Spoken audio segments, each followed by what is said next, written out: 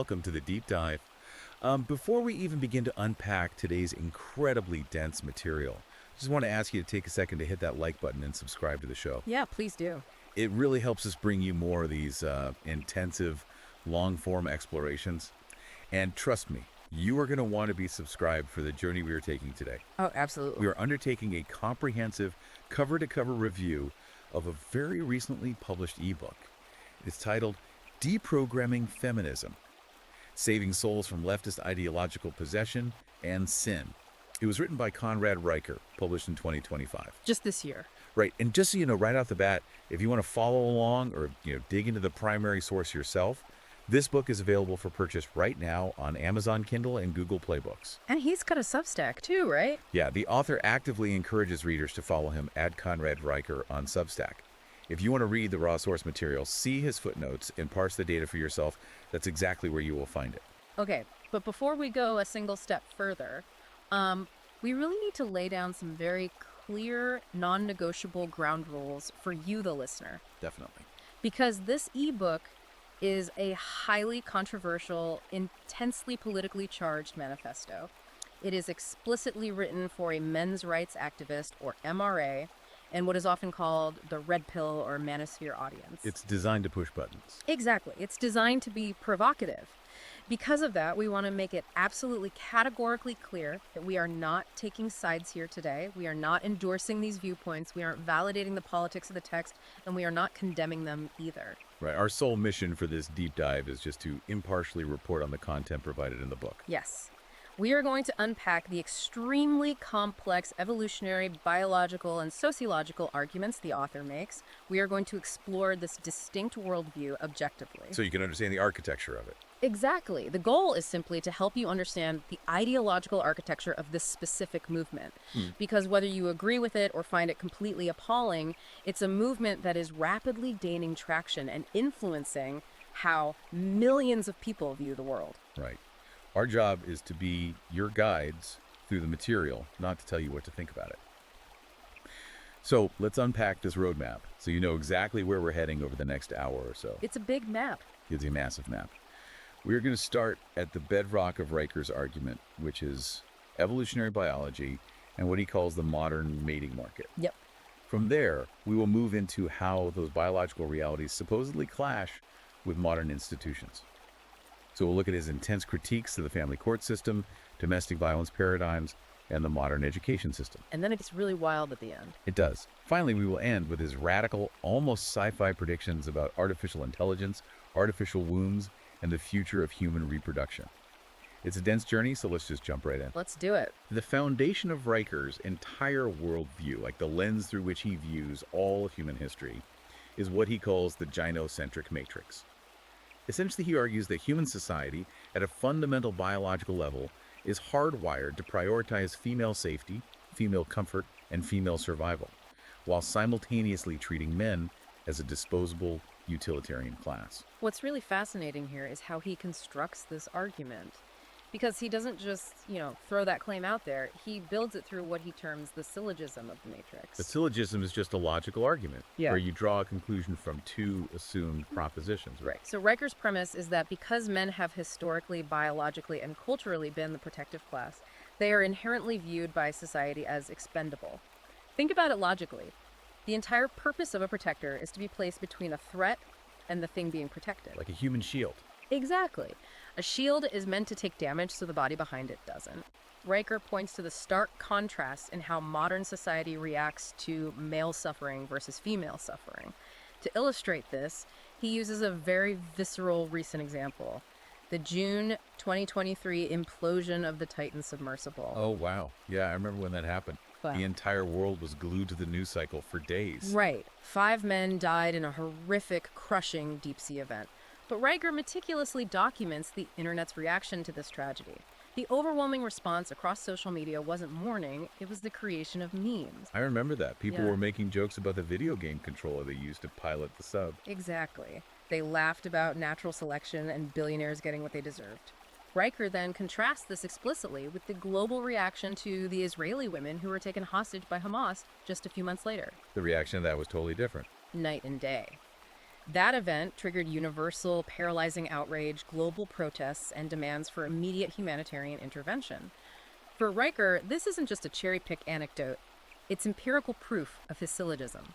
He argues that male suffering is culturally treated as entertainment, a punchline, or just an acceptable loss, while female discomfort or danger is treated as an intolerable global tragedy. Okay, I can see how he draws that parallel, but I can also hear some of our listeners saying right now, wait, the Titan sub guys were mocked because they were reckless billionaires doing something stupid, not just because they were men.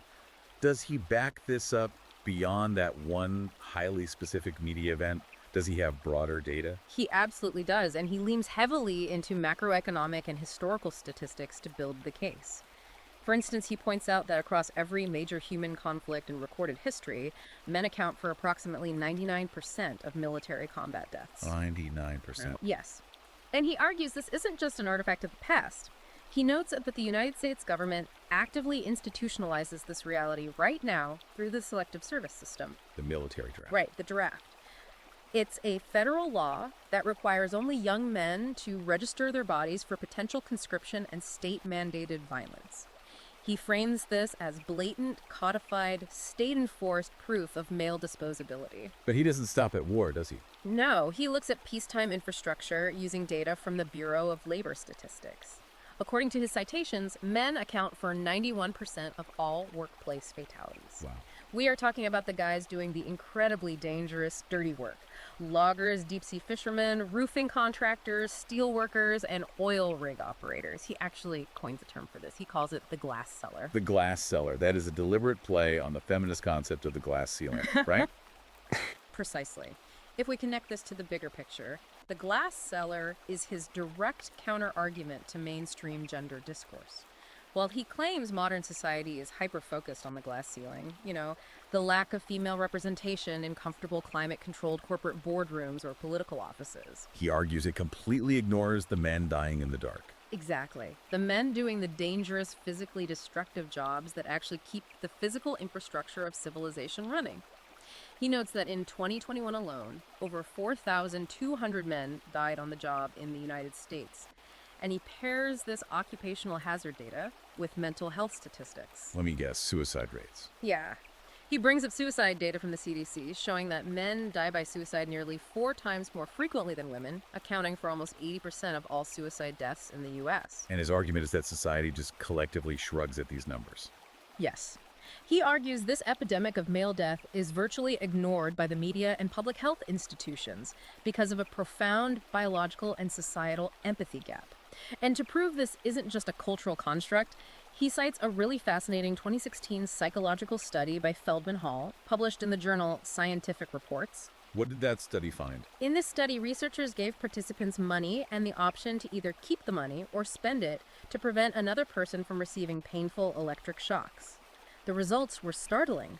Participants actually required a significantly higher financial incentive to administer pain to women than they did to men. You're a kid. No.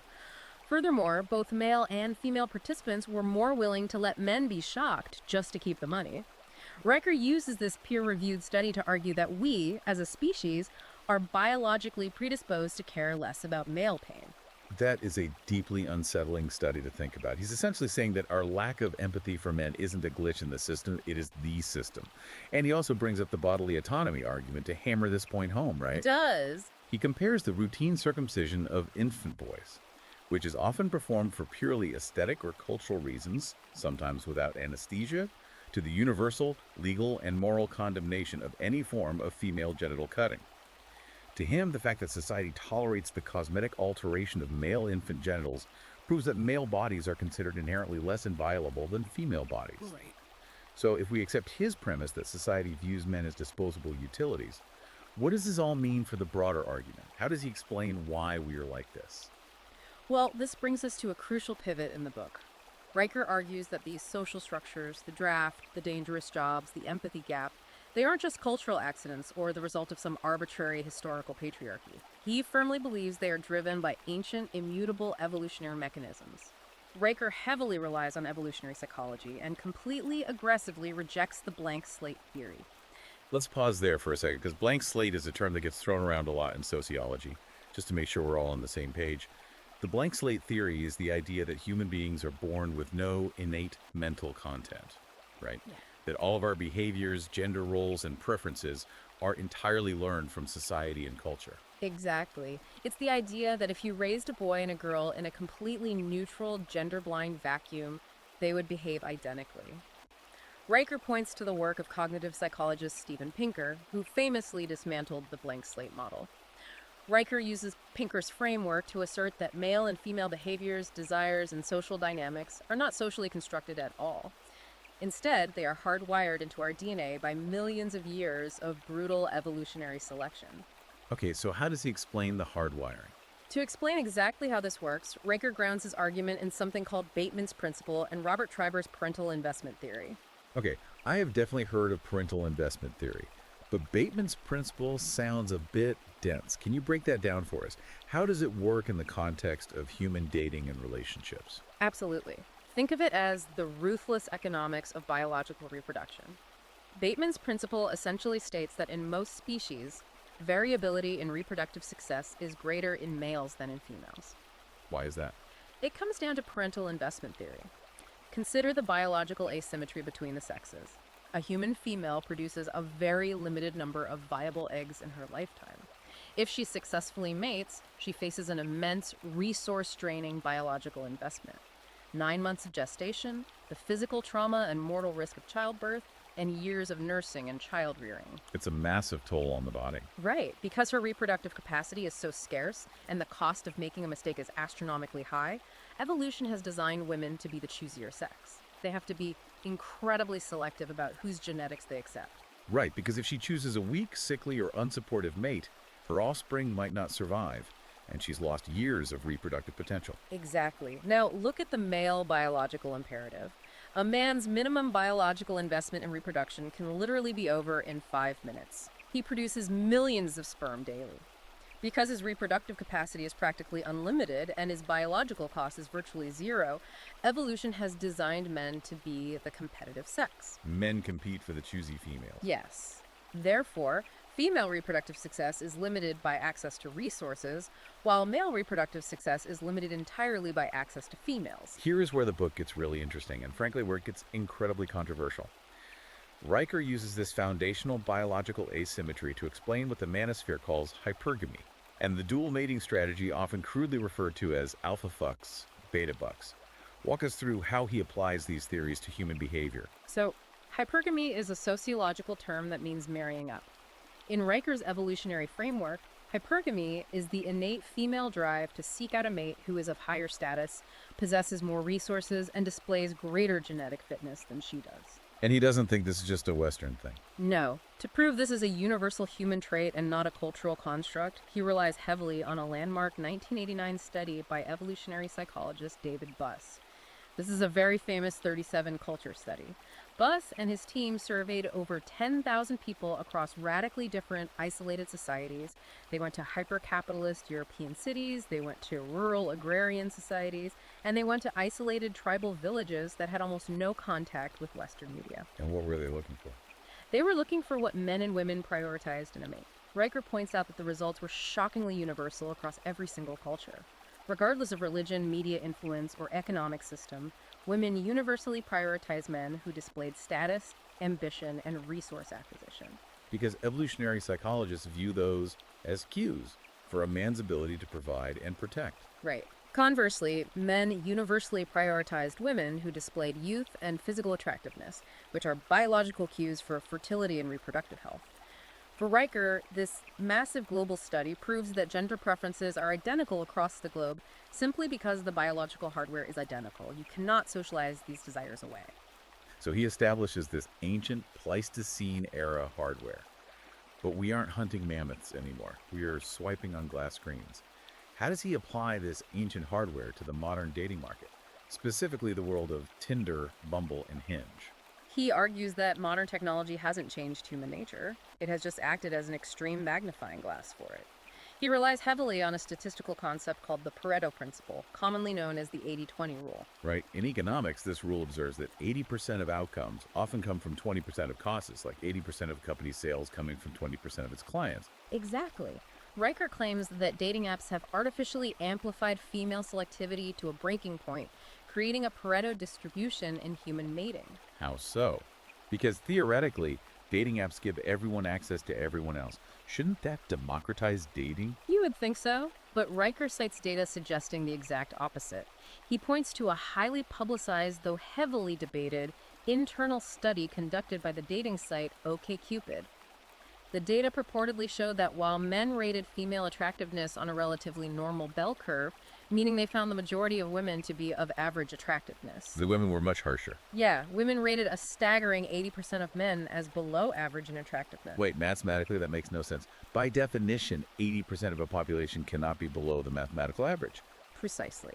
Riker argues this shows a severe cognitive distortion driven by hypergamy in an environment of unlimited choice.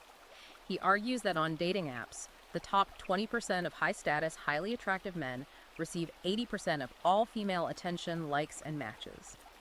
Meanwhile, the bottom 80% of average men are effectively invisible, receiving almost zero engagement. So it's a winner-take-all market. He paints a picture of a brutally unequal mating economy where a small fraction of elite men have harem-like access to the majority of women, while the vast majority of men face absolute romantic and sexual destitution.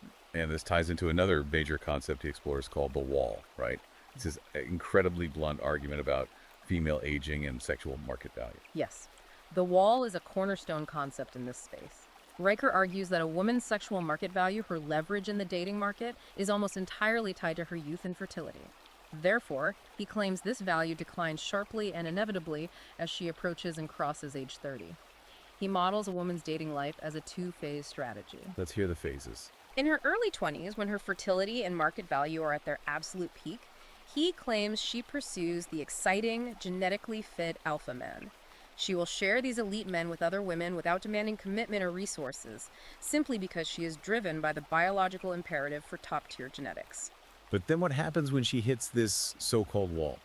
According to Riker, as a woman approaches 30, her biological clock starts ticking loudly. Her fertility begins to wane, and her priority shifts from acquiring the best genetics to acquiring stability, security, and provisioning for potential offspring.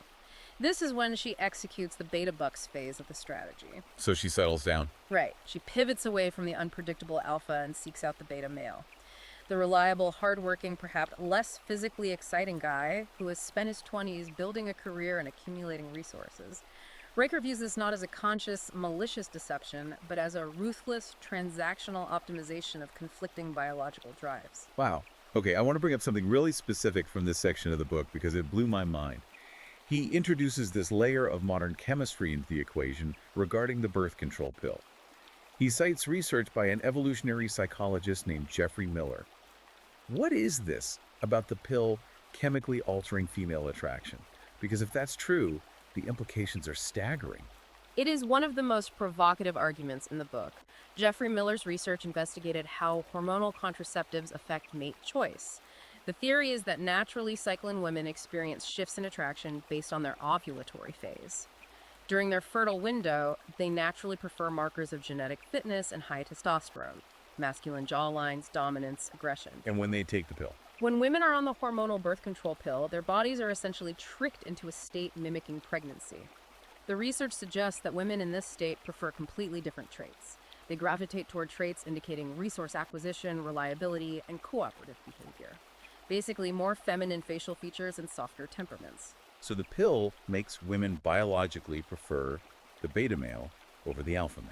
That is exactly Riker's interpretation. He posits a disastrous sociological scenario. A woman spends her 20s on the pill to avoid pregnancy while focusing on her career. While on the pill, she meets, dates, and marries a reliable, gentle beta male because her hormone profile is telling her to seek out a cooperative provider. Then, in her early 30s, they decide to start a family. She stops taking the birth control pill. Her natural cycle comes back. Suddenly, her natural hormonal cycle returns. According to Riker's interpretation of Miller's data, this woman might literally wake up one day and find herself chemically and viscerally repulsed by the husband she chose, while suddenly craving the dominant alpha traits she had suppressed for a decade. That's insane. Riker uses this to hypothesize that modern chemistry is directly responsible for a massive generation of mismatched marriages and subsequent divorces. That is a terrifying thought experiment. If our biology is that hardwired and modern technology is actively scrambling those signals, what happens when this biological chaos collides with modern legal systems? Because that is where Riker takes aim next. He transitions from biology to the state, specifically focusing on the institution of marriage and the family court system. Right. And this is where his geopolitical and historical theories come into play. Riker argues that all the civilization, everything we have built from the wheel to the microchip, was built on a very specific patriarchal social contract of marriage. He looks at human history transactionally. Historically, men are the builders and the protectors. But why would a man expend his labor, risk his life, and give away his resources? He needs reason. Riker says men made a trade. They traded their immense labor and protection for two specific guarantees from society: paternity certainty, knowing that the children he is feeding are actually his, and a peaceful, supportive domestic sphere. He frames this through a physics metaphor, doesn't he? Something he calls the thermodynamics of history. I love a good analogy, so let's unpack that. How does he equate human civilization to thermodynamics? It is a brilliant, if controversial, framing device. Thermodynamics is the study of heat, work, and energy. Riker views civilization not as a natural state of being, but as a highly artificial, fragile construct that requires immense constant energy to prevent it from collapsing into entropy. Where does this energy come from? Riker argues it comes almost entirely from harnessing the excess kinetic energy of the male sex drive. The male sex drive built the modern world. According to this framework, yes. Think about a combustion engine. Uncontrolled, gasoline just burns and destroys. But if you put it in an engine, you harness those explosions to drive a piston and move a car forward. Riker argues that the patriarchal social contract is the engine of civilization. Society harnessed male aggression, competitiveness, and sexual desire and channeled it into productive labor. So men built all this infrastructure to get a mate. Men built infrastructure, innovated technology, and fought brutal wars, all to secure the resources necessary to attract a mate, form a family, and ensure the survival of their specific genetic legacy. He calls this the patriarchal dividend, and he claims this exact social contract produced the highest standard of living, the greatest technological advancements, and the most stable societies in human history. Okay, but if that contract was so successful, what broke it? Because his whole thesis is that the modern world is fundamentally broken for men. He argues that the state, specifically through the feminist movements of the 1960s and 70s, unilaterally broke this social contract through the introduction of no-fault divorce. No-fault divorce. Meaning you can legally dissolve a marriage without having to prove that your spouse did anything wrong, like adultery or abuse. You can just say irreconcilable differences and walk away. Exactly. Prior to no-fault divorce, marriage was a binding, lifelong contract. Riker argues that by instituting no-fault divorce, the state turned marriage from a secure contract into a predatory financial instrument. He calls the modern institution the marriage plantation and refers to the legal system surrounding it as the divorce industrial complex. Those are incredibly loaded, heavy terms. Let's break down why he views it as a plantation. What is the mechanism of oppression he sees here? According to Riker, the oppression lies in the asymmetry of enforcement. He argues that under no-fault divorce, a woman can dissolve a marriage at will at any time simply because she is unhappy or feels she can do better. However, while she is free to break the partnership, the state aggressively, with the threat of physical imprisonment, enforces the man's traditional obligation to provide resources long after the partnership ends. Through alimony and child support. Yes. He views family courts as a highly efficient wealth transfer mechanism from men to women. He claims it essentially indentures high-earning men to women who no longer want to be with them. And he brings the receipts for this, right? He has specific data on who is actually pulling the trigger on divorces and who benefits from them. He does. He points to sociological data showing that women initiate approximately 70 to 80% of all divorces in the United States. And when college-educated women are the demographic, that number jumps even higher, closer to 90%. Now, standard sociology might argue that women initiate divorce because they are unhappier in marriage or take on an unfair burden of domestic labor. Right, let me play devil's advocate for a second. Couldn't you argue that women are initiating divorce because men are failing to be good partners? You absolutely could, but Riker anticipates that argument and rejects it entirely. He argues that women initiate divorce at such astronomical rates because the legal system heavily incentivizes them to do so. He points out that despite supposedly egalitarian laws, women are awarded primary physical custody of children in approximately 85% of cases, Furthermore, they receive the vast, overwhelming majority of child support and alimony awards. It's a financial incentive. From Riker's cynical perspective, the state has turned female hypergamy into a taxpayer-subsidized revenue stream. Why stay with an average husband when the state will force him to fund your lifestyle while you re-enter the dating market? So, tying this back to his thermodynamics analogy, if the engine of civilization runs on the promise of a return on investment for male labor, what happens when that return is taken away? What happens when a man builds a house, raises a family, and then loses half his assets, his home, and access to his children on a Tuesday because his wife filed for a no-fault divorce? Riker argues that rational men observe this rigged casino and simply refuse to play. He uses the terms mancession and sexodus to describe a growing, silent phenomenon where men are systematically withdrawing their labor, their ambition, and their energy from society. They just opt out. If the legal risks of the marriage contract drastically exceed the biological and emotional benefits, a logical man will stop striving. He will do the bare minimum to survive, play video games, consume pornography, and refuse to build the infrastructure society needs. Riker warns that you cannot run a civilization if the male workhorses realize the plow is rigged to slaughter them. To bolster this economic argument, he also aggressively tackles one of the most famous feminist talking points, the gender wage gap. We've all heard the statistic that women make 77 cents for every dollar a man makes. Riker calls this a highly lucrative myth. How does he debunk it? He relies heavily on a comprehensive 2009 study known as the CONSAD report, which was actually prepared for the U.S. Department of Labor. Riker explains that the 77-cent statistic is a raw, unadjusted median. It simply takes the total earnings of all men and compares it to the total earnings of all women. But he argues this is intellectually dishonest because it ignores human behavior. Right. It doesn't compare a male engineer to a female engineer with the exact same experience. Precisely. Riker points out that the CONSAD report proved that when you control for the actual variables, when you factor in career choices, hours worked per week, continuous years in the workforce without taking time off for children, and the physical danger or undesirability of the occupation, The gap disappears. the so-called wage gap virtually evaporates to a couple of percentage points, which could easily be attributed to differences in negotiation tactics. Riker argues that men simply choose to work longer hours in more dangerous, high-stress, physically demanding jobs. Remember the glass seller. While women, generally speaking, prioritize safety, workplace flexibility, and personal fulfillment over raw income. The gap isn't discrimination, it's the result of free choices driven by biological preferences. And he takes this idea of biological preference driving career choice to an absolute extreme when he analyzes what sociologists call the Nordic paradox. I thought this was one of the most compelling arguments in the book. Can you explain the Nordic paradox? This is a fascinating sociological phenomenon.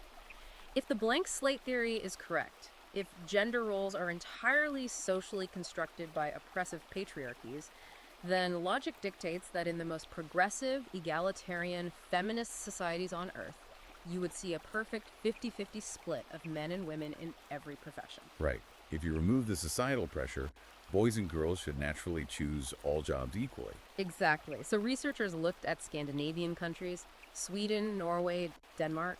These countries have pushed for maximum egalitarian freedom, massive social safety nets, and aggressive gender quotas for decades. They have done everything possible to remove structural barriers for women in STEM fields and men in nursing or childcare.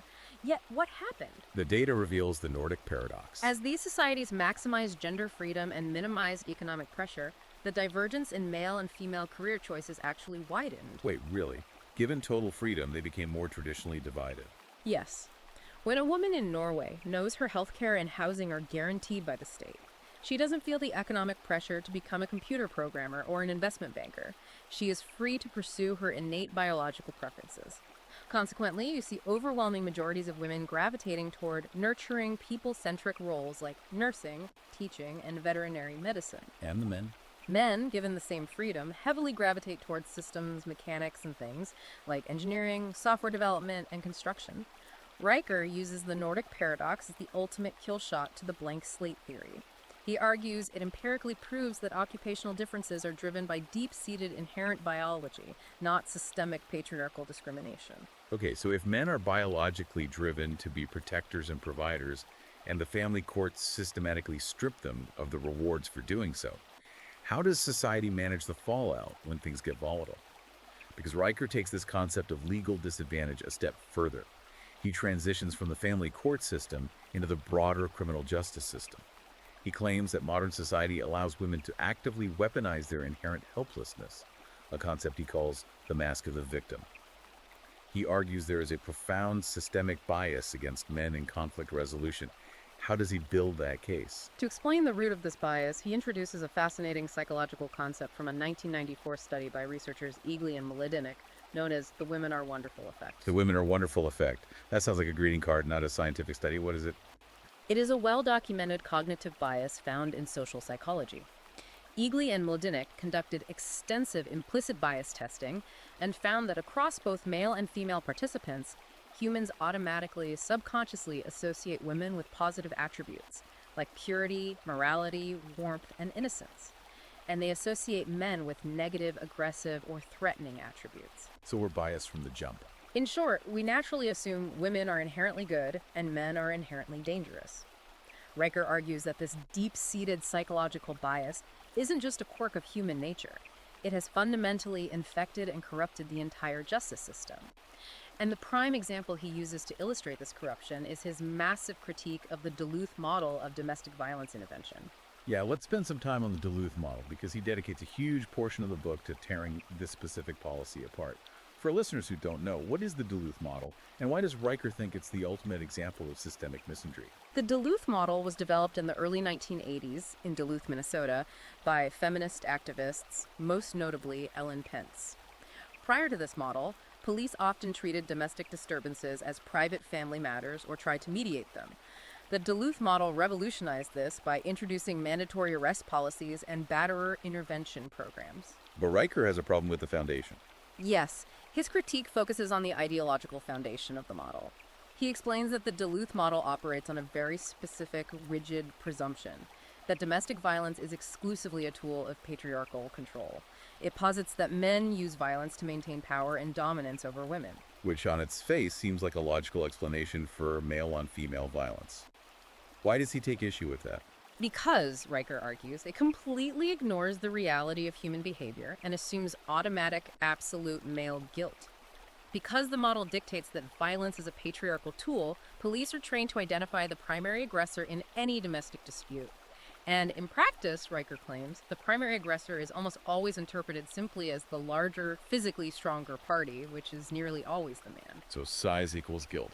He argues this leads to horrific Kafkaesque arrest policies where police arrive at a scene, see a man with scratch marks on his face and a woman crying, and they arrest the man, assuming he must have done something to provoke her to defend herself.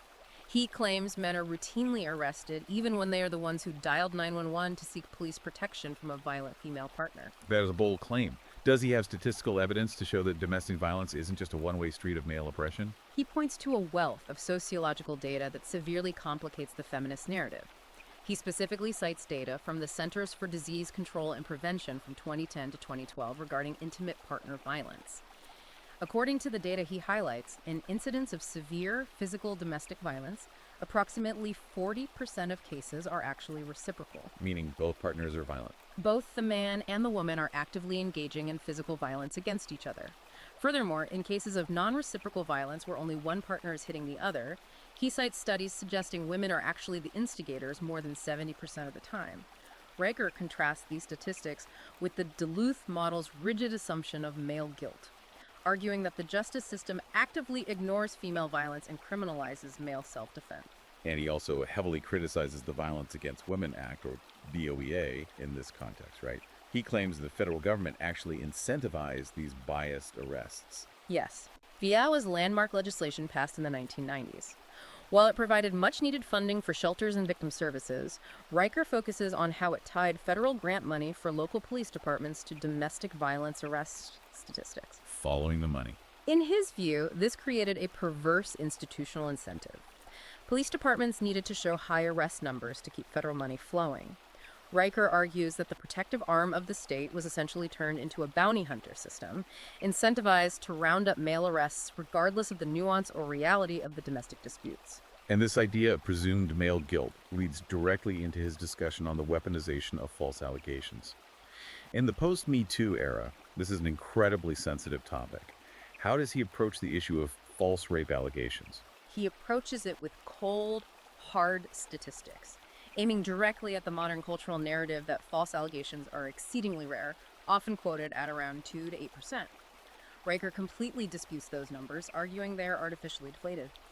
To make his case, he cites a highly controversial yet peer-reviewed 1994 study by researcher Eugene Kanan, published in the Archives of Sexual Behavior. Walk us through the Kanan study. What did he actually find? Kanan worked with a police department in a small metropolitan area over a period of 9 years. He studied 109 complaints of forcible rape. The crucial detail here is Kanan's strict criteria for classifying an allegation as false. He didn't just count cases where there wasn't enough evidence to prosecute. Right. He only counted cases where the accuser explicitly, voluntarily recanted the allegation and admitted to the police that the rape had not occurred. Wow, so airtight proof of fabrication. What was the percentage? Under that incredibly strict criteria, Kanan found that 41% of the rape allegations in that jurisdiction over 9 years were demonstrably, admittedly false. Riker uses this specific study to argue that the potential for women to weaponize the justice system against men is vastly, terrifyingly higher than mainstream society is willing to admit. And I imagine he uses this to launch his massive critique against the cultural mantra of believe all women, which really gained traction during the Me Too movement. Exactly. Riker views believe all women not as a call for empathy, but as an existential threat to the foundation of Western jurisprudence. He argues that demanding society suspend the need for objective evidence based purely on the gender of the accuser is a rejection of the Enlightenment. It destroys due process. It destroys the presumption of innocence. He views this as a totalitarian system where a man is deemed guilty until proven innocent, and where society treats women like pure angels who completely lack moral agency, malice, or the human capacity to lie for revenge or personal gain. Okay, let's take a breath, because we are getting into some deep philosophical waters here. If we follow Riker's argument, he believes our biology is fundamentally mismatched with our legal system, and that our justice system has been corrupted by an innate bias toward female victimhood. But how did we get here? How did society supposedly become so universally convinced of these feminist narratives? Riker traces the origin of this institutional bias back to education and academia, and this is a very, very deep, dense section of the book where he explores the roots of what he calls woke ideology, tracing it directly back to the Frankfurt School in 1923. Yes, this is where Riker moves from evolutionary biology into political philosophy and intellectual history. To understand his worldview, you have to understand his history of Marxism. The original classical Marxist theory was entirely economic.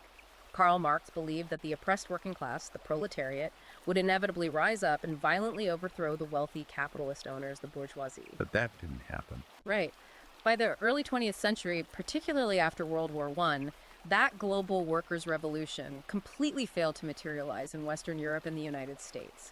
The working class and capitalist societies actually became quite comfortable and middle class. Right, they bought houses and cars instead of starting revolutions. So what did the Marxist intellectuals do? According to Riker, they realized that economic Marxism had failed. So a group of intellectuals known as the Frankfurt School, people like Max Horkheimer, Theodor Adorno, and Herbert Marcuse, fled Europe, many ending up at Columbia University in New York. They decided to shift the battlefield. From economics to culture. Instead of trying to overthrow capitalism through economics, they decided to overthrow Western civilization through culture. They created what is known as critical theory. Can you explain critical theory like I'm 5? Because it's a term that gets thrown around constantly on cable news but rarely explained. Simply put, critical theory is the practice of examining every single social institution, marriage, law, language, education, not for its inherent value, but solely through the lens of power dynamics. It assumes that every institution was designed by a dominant group, specifically white, heterosexual men, solely to oppress marginalized groups. And the goal is to tear it down. The goal of critical theory is to mercilessly critique, deconstruct, and tear down these institutions until the power dynamics are reversed. He specifically mentions Herbert Marcuse in his 1965 essay on repressive tolerance. Why is that essay so important to Riker's theory? Marcuse's essay is the philosophical justification for what we now call cancel culture.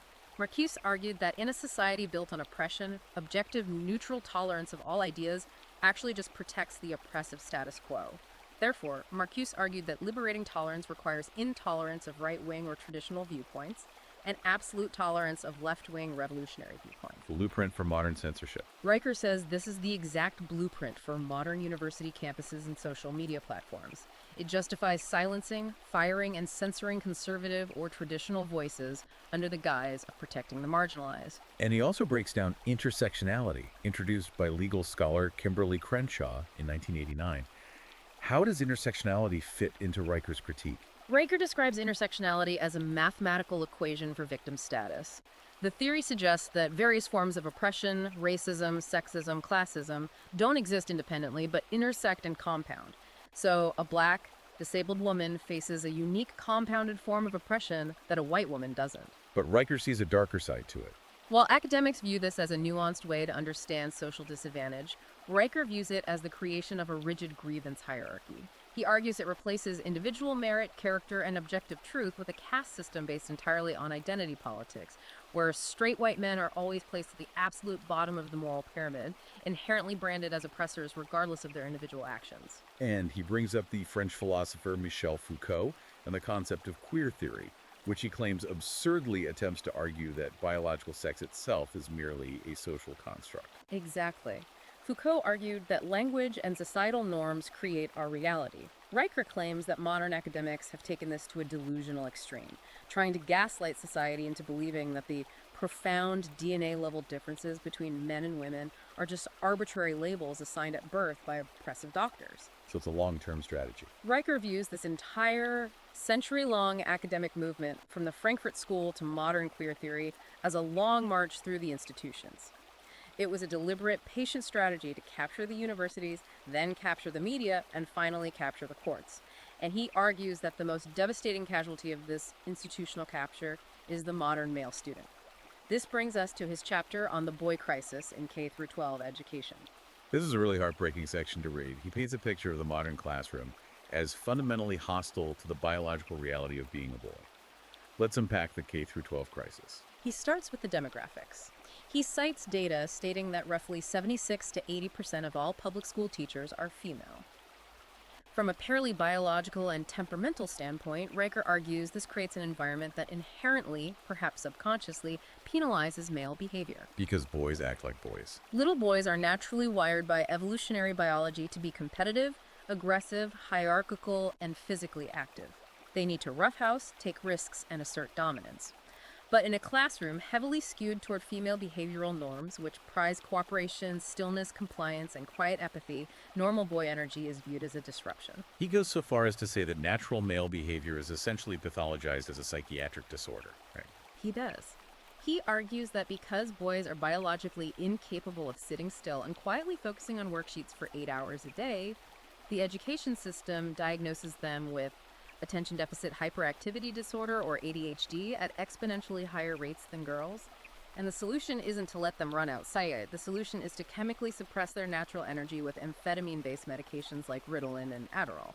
He calls it a chemical castration of the spirit designed to create docile, compliant factory workers. That is a brutal indictment of the school system. And he says the situation for men gets exponentially worse when they reach higher education. He points out a statistic that really surprised me. Men now make up only about 40% of college students nationwide. We always talk about the need to get women into college, but men are actually the minority now. What does Riker blame for this massive dropout of men from higher academia? He blames a deeply hostile, ideologically captured environment, focusing specifically on the weaponization of Title IX. Title IX was originally a 1972 civil rights law meant to ensure equal funding for men's and women's sports and educational programs. But Riker argues it was mutated into a weapon of male destruction, specifically pointing to the 2011 Dear Colleague letter issued by the Obama administration's Department of Education. All right, we need to go into heavy detail on this Dear Colleague letter because it's central to his argument about the complete loss of due process for men. What did this letter actually do? The 2011 directive fundamentally changed how universities were legally required to handle accusations of sexual assault on campus. Under threat of losing all their federal funding, universities were forced to adjudicate these incredibly serious, essentially criminal allegations using a standard called the preponderance of the evidence. Which is a very low bar. In a real criminal court, to take away a man's freedom, you must prove his guilt beyond a reasonable doubt, roughly a 99% certainty. The preponderance standard only requires a 50.01% likelihood of guilt. It means more likely than not. So if a university panel is just 51% sure a 19-year-old kid committed an assault, they can brand him a sex offender and expel him, ruining his life. Exactly. Riker argues this mandate created terrifying shadow justice systems on college campuses. These were secret academic tribunals run by university administrators who had zero legal training. To comply with the Dear Colleague pressure, universities stripped accused men of fundamental constitutional rights. No right to a lawyer. Accused men were often denied the right to legal counsel, denied the right to see the evidence against them, denied the crucial right to cross-examine their accusers, and fundamentally denied the presumption of innocence. Riker argues these campus courts were kangaroo courts designed entirely to generate high expulsion numbers of men to satisfy federal administrators and feminist activists. To illustrate the terrifying real-world consequences of this ideology, he points to several high-profile case studies. Let's talk about the 2006 Duke lacrosse case. The Duke lacrosse case is the ultimate cautionary tale in Riker's framework. In 2006, 3 white male players on the Duke University lacrosse team were falsely accused of rape by a black female stripper hired to perform at a team party. Before any evidence was processed, the media, the university faculty, and activist groups immediately convicted the boys in the court of public opinion. Because it fit the narrative perfectly. It fit the intersectional narrative perfectly. Privileged, toxic white male athletes violently oppressing a marginalized minority woman. The local prosecutor, Mike Nafong, aggressively pursued the case, largely to bolster his own election campaign. But the entire thing fell apart. Spectacularly. It turned out the accuser had completely fabricated the story. Furthermore, prosecutor Mike Nafong intentionally withheld exculpatory DNA evidence that proved the player's innocence. The boys were eventually declared completely innocent by the state attorney general, and Nafong was disbarred and jailed for contempt. But Riker points out that the Duke faculty members who signed a public letter condemning the boys never apologized. The narrative was more important than the truth. He also mentions the 2017 Evergreen State College riots as another prime example. Paint the picture of what happened there because it sounds completely insane. Evergreen State was a radical progressive college in Washington state. They had an annual tradition called the Day of Absence, where historically minority students and faculty would voluntarily leave campus for a day to highlight their contributions. But in 2017, the organizers flipped the script. They demanded that all white students and faculty leave the campus, essentially mandating a day of racial segregation. And a professor objected. A biology professor named Brett Weinstein, a lifelong progressive and Bernie Sanders supporter, wrote a polite email refusing to participate, arguing that forcing a racial group to leave campus was immoral. And what was the reaction? Absolute chaos. A mob of enraged students essentially took over the campus. They hunted Weinstein, roaming the halls with baseball bats, demanding he be fired. The college president was literally held hostage in his office by students and told to put his hands down when he tried to speak. That's terrifying. The campus police chief told Weinstein she could not protect him because the college president had ordered the police to stand down and let the students protest.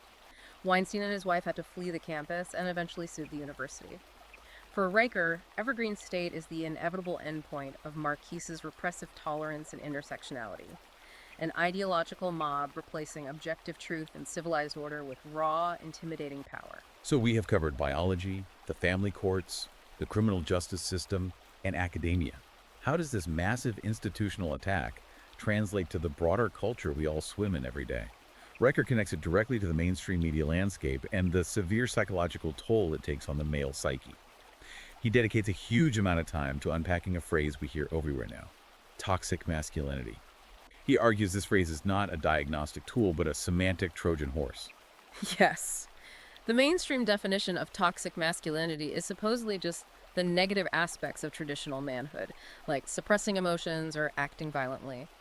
But Riker argues that in practice, the term is used to pathologize and shame men for the exact innate evolutionary traits that built civilization in the first place. Traits like stoicism, aggression, competitiveness, risk-taking, and a desire to conquer. They label masculinity itself as toxic.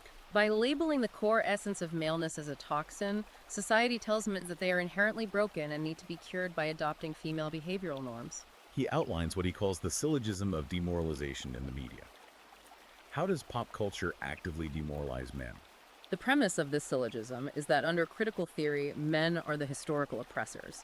Oppressors, by definition, deserve absolutely no empathy.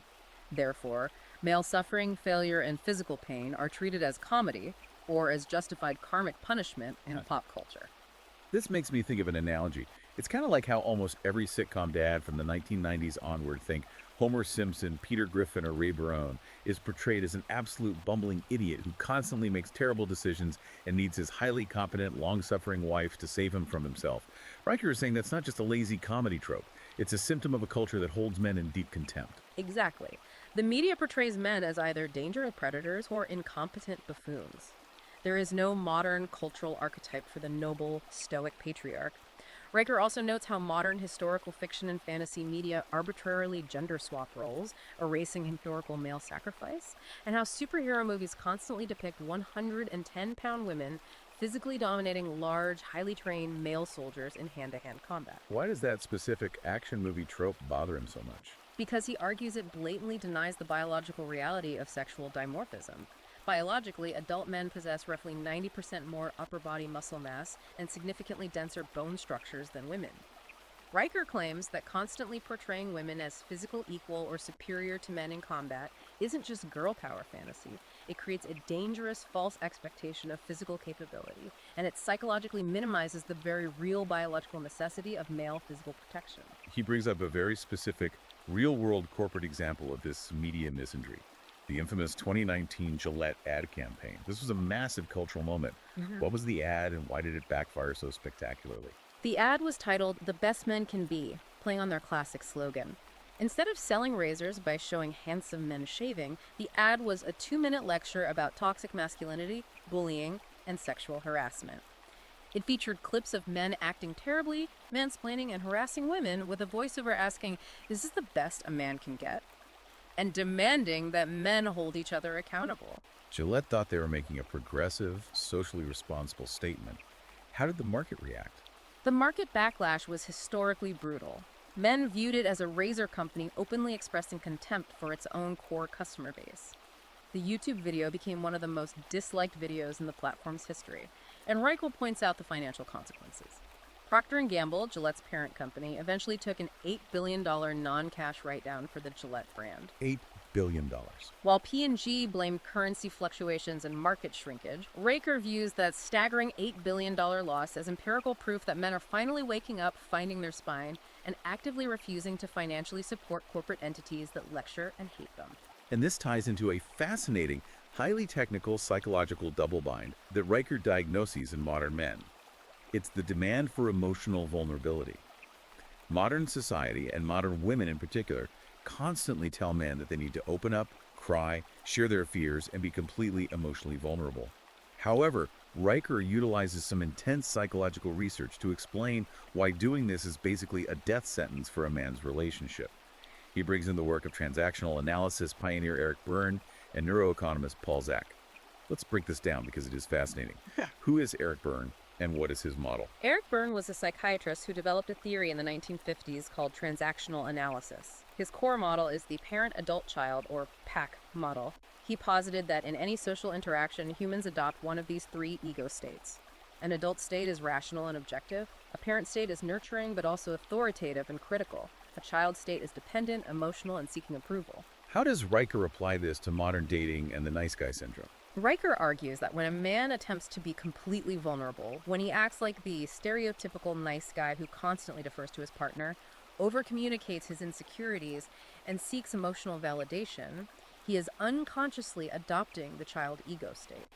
Which forces the woman to be the parent. Consequently, this forces his female partner to adopt the parent ego state to manage his emotions. Berne's theory, as applied by Riker, suggests that this parent-child dynamic in a romantic relationship inevitably breeds deep psychological and sexual contempt.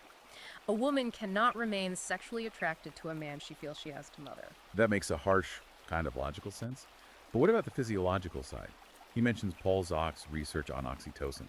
Oxytocin is often called the cuddle hormone, right? It's the chemical of love and bonding. Yes, but Zak's research reveals a dark side to it, particularly for men. Riker highlights Zak's findings showing that when men exhibit excessive, unreciprocated empathy, when they act as the emotional sponge for a volatile partner without getting support in return, their biochemistry starts to break down. This constant emotional labor causes their cortisol levels, the stress hormone, to remain chronically elevated. And chronic cortisol destroys the body. And chronic cortisol doesn't just make you anxious, it physically degrades your body. Zach's research links this chronic stress to the shortening of telomeres, which are the protective caps on the ends of our DNA chromosomes. When telomeres shorten, cellular aging accelerates. Riker is quite literally arguing that being a vulnerable, overly empathetic nice guy to a demanding partner will put you in an early grave. He is incredibly blunt about this. He says vulnerability is a trap. He claims that evolutionary psychology dictates that vulnerability in men acts as a submission signal. It broadcasts weakness, and therefore it drastically lowers a man's sexual market value. Riker claims that when a man opens up about his deepest traumas or insecurities early in a relationship, it doesn't trigger maternal empathy in a potential female partner. It triggers visceral, biological disgust. Because according to his evolutionary framework, biology respects strength, competence, and protection. Biology despises weakness. Exactly. And this dark diagnosis of modern society, the rigged legal system, the biological traps, the hostile culture, leads us directly to the culmination of the massive book. Having diagnosed the disease, Riker prescribes a radical set of solutions for men trying to survive within this matrix. He refers to this final section as the Red Pill Survival Manual. So what is the solution? If the game is entirely rigged, how does a man win? Riker's answer is that you win by refusing to play by their rules. The core philosophy of his survival manual is the adoption of strict, uncompromising stoicism and the maintenance of what the manosphere calls psychological frame. He heavily cites the ancient Roman emperor Marcus Aurelius and the Greek philosopher Epictetus. But he defines stoicism a bit differently than just don't show emotion. He does. He clarifies that true stoicism isn't about being an emotionless robot or burying your feelings until you explode.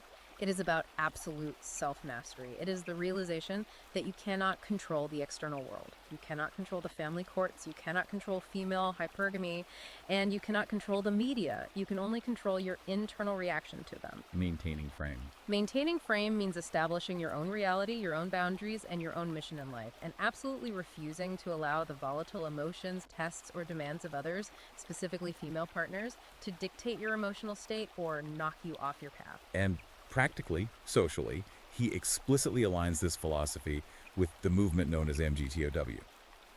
Men going their own way. The media often portrays MGTOW as a bitter hate group. How does Riker define it? Riker's very careful to define MGTOW not as a hate group, and not as men sitting around complaining about women. He defines it strictly in economic and strategic terms. MGTOW, to Riker, is a rational, calculated labor and resource strike. He uses a gambling analogy. If you sit down at a casino table and realize the dealer is dealing from the bottom of the deck, the rules change arbitrarily, and the house can confiscate your chips at any moment, the only rational move is to fold your hands, stand up, and walk away from the table. Just don't play. If the modern marriage contract is a predatory financial instrument designed to strip a man of his resources, MGTOW is the logical choice to preserve your life, liberty, and property by simply refusing to sign the contract.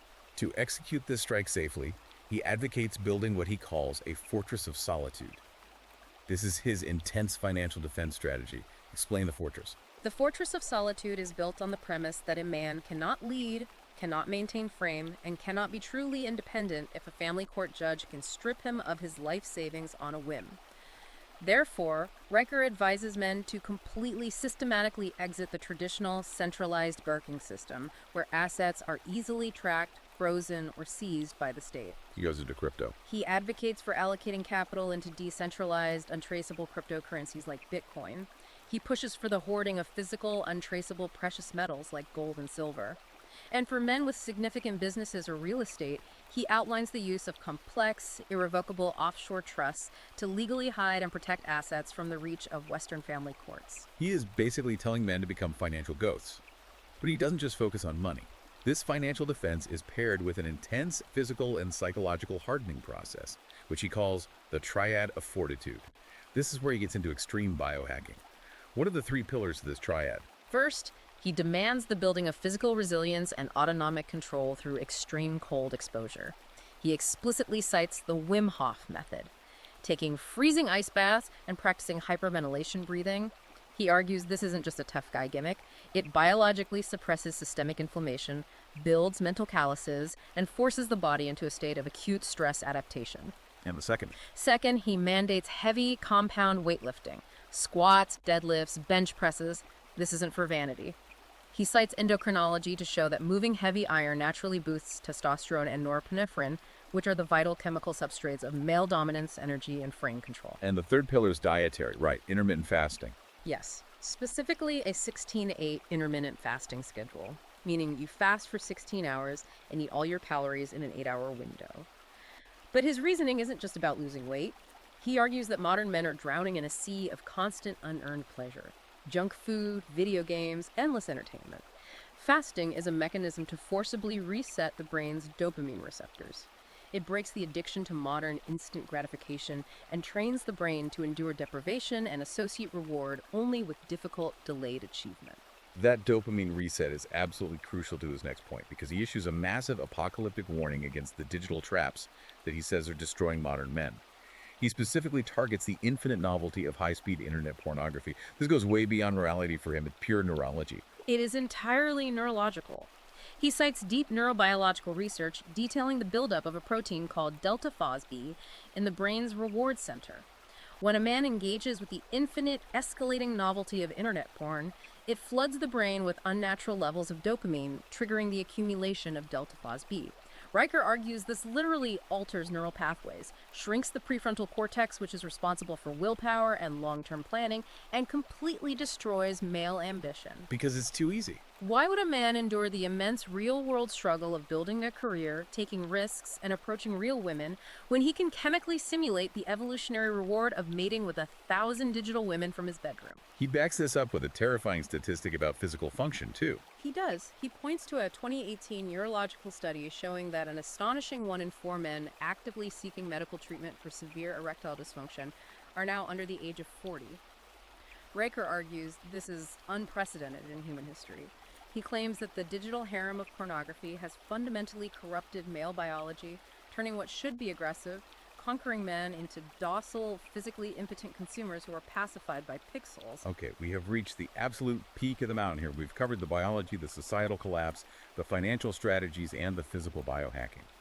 Which brings us to the book's radical, genuinely sci-fi conclusion, The Horizon of the Artificial. Riker doesn't believe society will peacefully return to the traditional 1950s family model. He believes that technology is the only thing that will ultimately liberate men from the gynocentric matrix. He envisions a future entirely driven by artificial wombs, a process called ectogenesis, and highly advanced AI companions, like the digital avatars from Replica or the physical robotics of Real Doll. This final chapter is where he ties his entire sociological and biological thesis together into a wild prediction. He argues that for the entirety of human history, the foundation of all female societal and biological power is what he crassly calls the golden uterus, the absolute unyielding biological monopoly on gestation and human reproduction. Because women control access to the womb, society has bent to accommodate their evolutionary imperatives. But, Riker asks, what happens when technology breaks that monopoly? Ectogenesis, the ability to grow a human fetus entirely outside the human body in a synthetic mechanical womb. Exactly. The science for this is already progressing rapidly with animal models. If or when artificial wombs become viable and commercially available for humans, the leverage women hold evaporates instantly. Riker envisions a scenario, positing the year 2045, where a man who wants to have a child and build a family no longer needs to navigate the brutal, Pareto-distributed, hypergamous mating market. He doesn't need the marriage contract. He doesn't need to sign a dangerous, financially ruinous marriage contract. He doesn't need to risk losing his children in family court. He can simply provide his genetics, utilize an artificial womb, and raise his legacy independently. And he pairs this reproductive technology with the rise of artificial intelligence for companionship, right? Yes. He predicts that as AI companions cross the uncanny valley, becoming conversationally indistinguishable from humans and physically integrated into hyper-realistic robotics, they will fulfill the male desire for peace, loyalty, and sexual intimacy without the volatility, transactional demands, or legal risks of a modern human relationship. He predicts this dual technological disruption will permanently sever the biological imperative that has forced men and women to cooperate. It will end the current social contract, allowing a return to a rational, technologically driven male order, completely freed from the biological constraints of the Matrix. Okay, let's take a massive breath. We have covered an absolutely immense amount of ground today. We have recapped this extensive, intense, and frankly exhausting journey through Conrad Reicher's entire worldview. We started at the very beginning with the evolutionary arguments regarding hypergamy, the 80-20 rule of dating apps, and the concept of male disposability as seen in combat and workplace deaths. We moved through his incredibly harsh, data-driven critiques of the family court system, the Duluth model of domestic violence, and the capture of academia by cultural Marxism and critical theory. And we culminated in his radical call for strict male sovereignty through MGTOW, stoicism, biohacking, and ultimate world-altering technological independence. It is a sweeping, deeply controversial, and meticulously structured architecture of thought. It touches on almost every single aspect of modern social dynamics, law, history, and biology. And as we conclude this deep dive, we want to leave you, the listener, with a final, profound question to ponder. Regardless of where you stand politically on everything we've discussed today, whether you view Riker as a visionary truth-teller or a dangerous reactionary, his vision of 2045 forces us to confront a staggering technological possibility.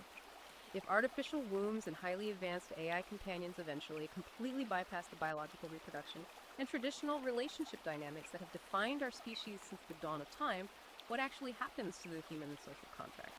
If technology eventually removes the fundamental biological necessity that binds men and women together for survival and continuation, will we find new, evolved, higher-level ways to connect emotionally and spiritually? Or will the sexes completely diverge into separate, isolated, synthetic realities, ending human romance as we know it? That is a wild, terrifying, and fascinating thought to leave on. As a final reminder, today we have been doing a comprehensive deep dive reviewing the massive ebook, Deprogramming Feminism by Conrad Reicher.